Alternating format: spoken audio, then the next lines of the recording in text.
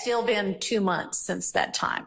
Yes. And so that. Why is an appropriate sanction not at this point saying you cannot use that information through, period. You can't use that information. I can't let Bernie testify to that. It would be appropriate when there has been some kind of harm and there has been some kind of bad faith. I'm not saying that that's the only time the court makes the decisions. Our argument would be that it should only be employed if there's something prejudice. Yeah, I understand. So how is it not bad faith? And I don't mean this personally, but how is it not bad faith when you've been ordered by a court, probably orally and in writing, that you need to produce things as they come into being and as you know about them, and then you don't do that? Bad faith would be holding it back for some kind of advantage, tactical advantage. And if we're saying we don't have to put that up until the last 5 witnesses, and we are at witness 80 in a list of 175, giving them the records or the plots now, literally when we have people, when we okay, so that sounds more like an argument that they aren't really prejudiced because they still have plenty of time to handle it, right? It's actually for both, because what I was saying is, to say it's bad faith would mean that we held it back for, I mean, that's still not the only definition of bad faith, but we did not hold it back for any. We did not intentionally keep it from them. Okay. It's. So how is it that it came out on Monday or occurred to y'all over the weekend and you produced it on Monday? Is it because because y'all finally got together and said, all right, y'all, what else is there that we ought to be giving them? Nigga kill over a bitch but let a rat keep his wife. I had to play the end first. It was just too juicy. We finna get back into this video. But I need y'all to hit the like button, hit the subscribe button. I'm just trying to beat the odds and you can help me. You. Why wouldn't you want to help me? The judge asking DA Love questions and she just... she don't know what to say. But let's get back into this YSL case. It's messy. Event that they consider it Brady material was made, but the fact of his what the Atlanta police went on to get the search warrant for his cell phone records is material that have been provided to the defense. So you say that Mr. Boyer's existence was revealed in the wiretap that the defense has had for a while.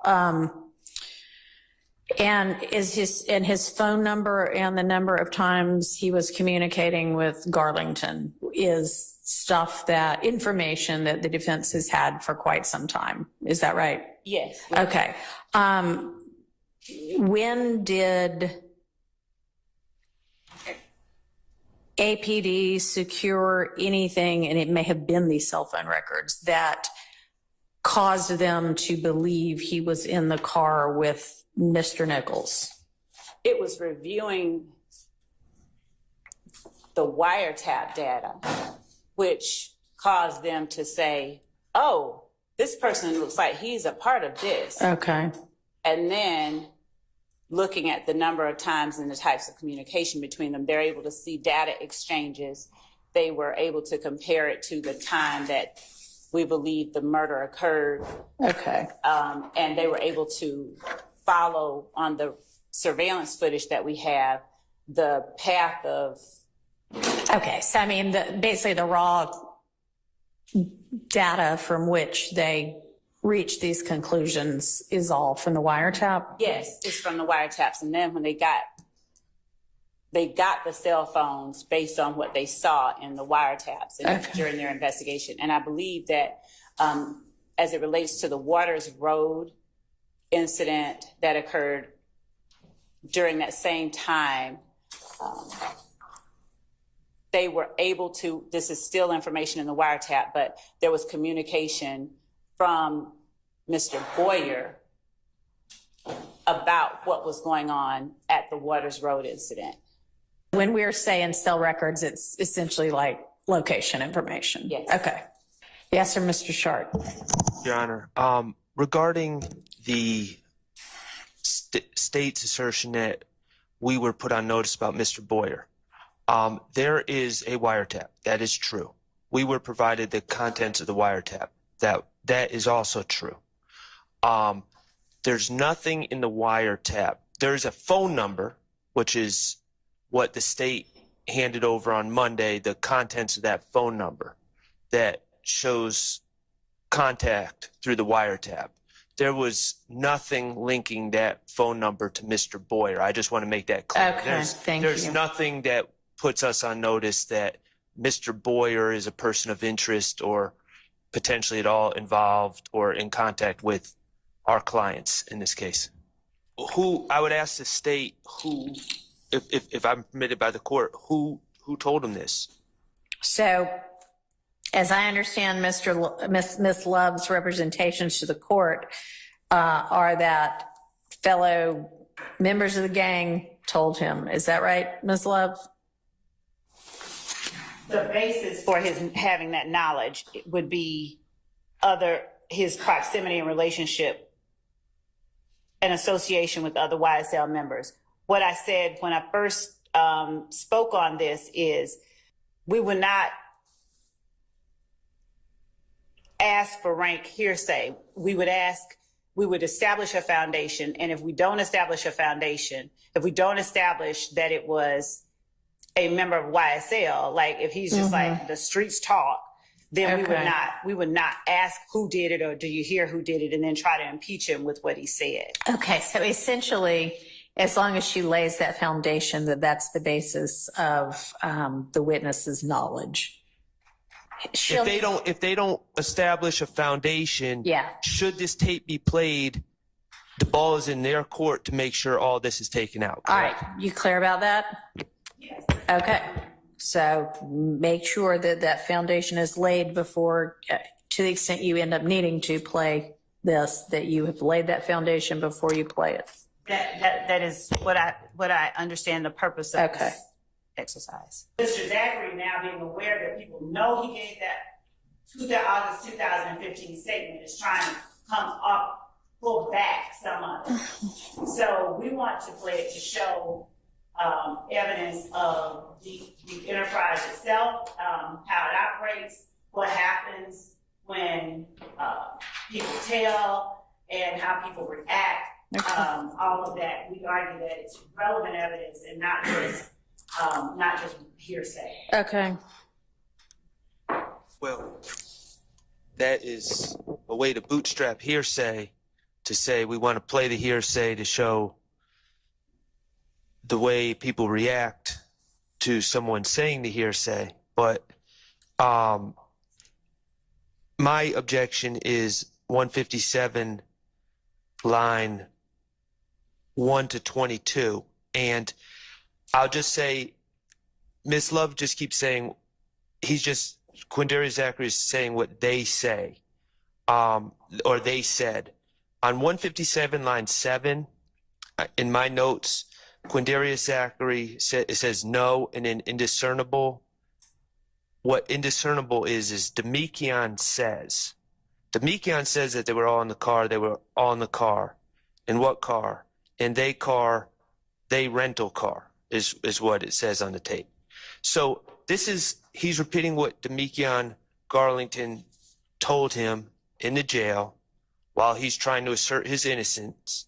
And Demekion is putting himself out as being dropped off outside the car and putting and then eventually putting Shannon, Mr. Kendricks, Mr. McMullen, and Mr. Cobb in the car. So it goes back to the same argument that I'm making, and I know Your Honor hasn't necessarily agreed with me in the past, but I still have to make the argument that these were statements that Demekion Garlington is strategically giving to Mr. Zachary, not to further any conspiracy, but to get out of jail. And he's trying to put his narrative out there, and that falls under, we've provided the cases to the court previously, Stafford, Wilkins, and there's two others, but it's spilling the beans, and there's one of those cases that I've given specifically that had to do with shifting blame. He tells the police that he doesn't know what in the world made them do that. And he was asked by Detective Gaither, made what do that? And Mr. Zachary says, people who killed him, Shannon, Yak, Nard. And then Detective Gaither says, Nard in jail for kidnapping. Mr. Zachary says, yeah, and Duop. He's then asked what Duop looks like. Then Detective Gaither says, how do you know this? Mr. Zachary says, because they told me. Detective Gaither says, who told you? In August 2015, Quindarius Zachary says, Shannon and Yak told me. Detective Gaither says, why did they tell you that? Mr. Zachary says, we were at the house talking about it. Detective Gaither says, which house? Mr. Zachary says, Thug's house. Question, new or old? Mr. Zachary says, the old one, his condo down there. None of that is Demekion saying anything that really is like, I was in no way involved in this. Well, my understanding of what Demekion's saying, and just to add Is that context, I was involved with all of it up until the point when conveniently I got dropped off. right. Right. My understanding of what the story is Demekion's in the car, they're riding down the street. He gets dropped off, people switch cars, and then he says who was in the car ultimately when it pulled off. Okay, turning now to the Fernie set matter. of plots regarding the Little Wayne bus shooting, the data, the cell phone records, and their cell site location information was turned over, I believe, in July of 2022, if I am not mistaken. I'm almost certain that we turned it over in the first set of discovery that we served. Okay. So the data that the plots are derived from have been in defendant's possession since July of 2022. The plots that are that were made at the request of our office were requested after testimony and cross-examination, testimony elicited from through direct and cross-examination of our witnesses in the Little Wayne bus shooting. Okay. As a result of some of the questions and answers and the direction that we saw that questioning going, we asked for the plotting of the. And when did you ask for that? I'll get an exact date. Give me a ballpark.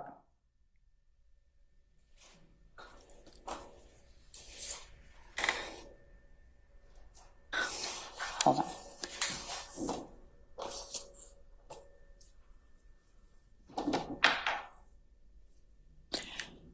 Give me a ballpark.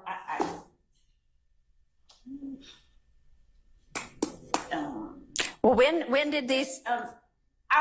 In the last 6 months, that's All right. give you a narrower ballpark because things were delegated and we did. Okay. When did these people testify to the Lil Wayne shooting? When was that testimony, roughly? January, June, April? Okay. So at some point after April, That's a good one. Yes. okay, let me ask you this.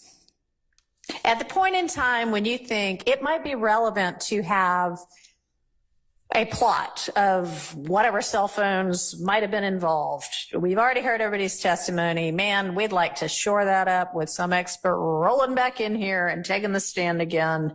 We're going to get him to plot this.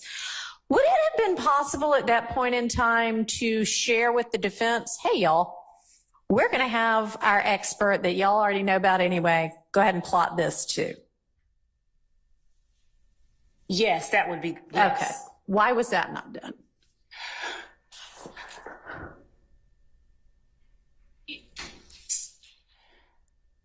So Bernie did not testify about these. He has. I know. Okay.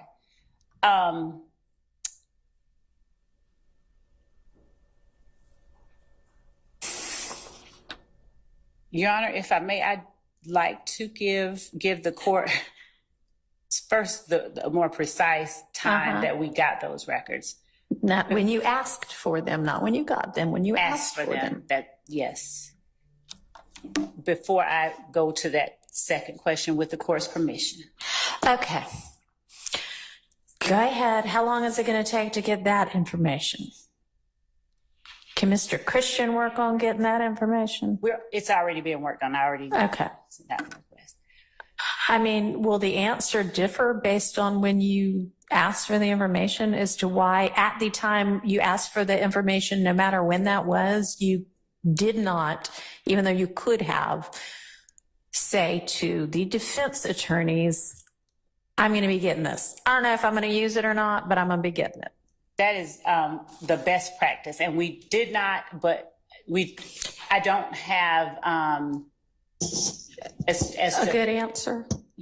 I mean, and the answer could be because, man, there are only 24 hours in the day and this is chaos and, you know, we're doing the best we can. That could be your answer. I don't know. It's still not a good answer. Yeah, we're not.